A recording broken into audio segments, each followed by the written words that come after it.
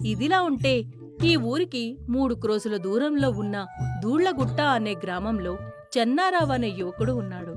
పాపం ఇంటి నిండా ఆడవాళ్లతో ఉన్న ఇంటికి ఒక్కడే మగనలుసు కావడంతో తన అక్కలందరి పెళ్లి బాధ్యత తన భుజాల మీదే పడింది. ఒకనాడు చెన్నారావు తల్లి ముసలమ్మ, ఒరే చెన్నయ్య, పెద్దక్కకి ఆ కిట్టంపల్లి సంబంధమే ఖాయించేద్దాన్రా. వాళ్ళ ఇంట్లో అయితే పిల్ల సుఖంగా ఉంటాది. అమ్మా, మతిగాని పోయిందేంటే నీకు? వాళ్ళు ఎంత కట్నం అడుగుతున్నారో తెలుసా నీకు? కట్నం లెక్కలు కట్టుకుని పిల్ల సుఖాన్ని దూరం చేస్తావేట్రా? నందనాపురంలో మా ఇంటి పుట్టింటోళ్ళిచ్చిన పొలం ఉంది కదా, అది అమ్మేసి అక్కకి పెళ్లి చేద్దాం. అమ్మా, ఇట్టాంటి పిత్తలాటకాలు ఎట్టకే నాకు. అంటే ఇప్పుడు ఆ పొలం అమ్మనీకి నన్ను నందనాపురం పంపంటావేటి? మన పిల్ల సుఖంగా ఉండాలంటే అట చెయ్యాలి కదరా సెన్నా. రేపు అమాస వెళ్ళిపోయినాక ఓ పాలే ఆ పని మీద వెళ్ళొచ్చాయ్యా అని అంది.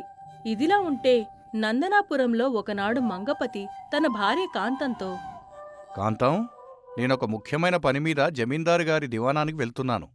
ఎవరైనా వచ్చి నా గురించి అడిగితే దబాలున తలుపు తెరిచేయకుండా వచ్చినవారు ఎవరో ఏంటో కనుక్కో ముందు అని చెప్పేసి మంగపతి జమీందారు గారి దగ్గరికి బయలుదేరాడు.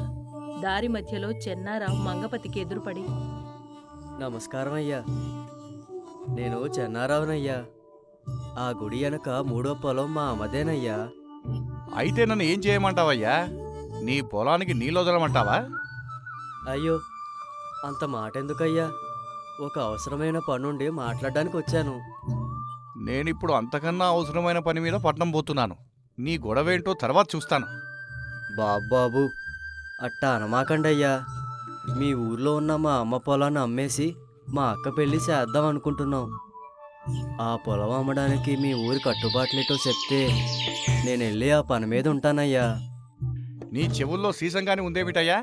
ఇప్పుడు చెబుతుంది అదే కదా, నేనొక అవసరమైన పని మీద బయటికి పోతున్నానని.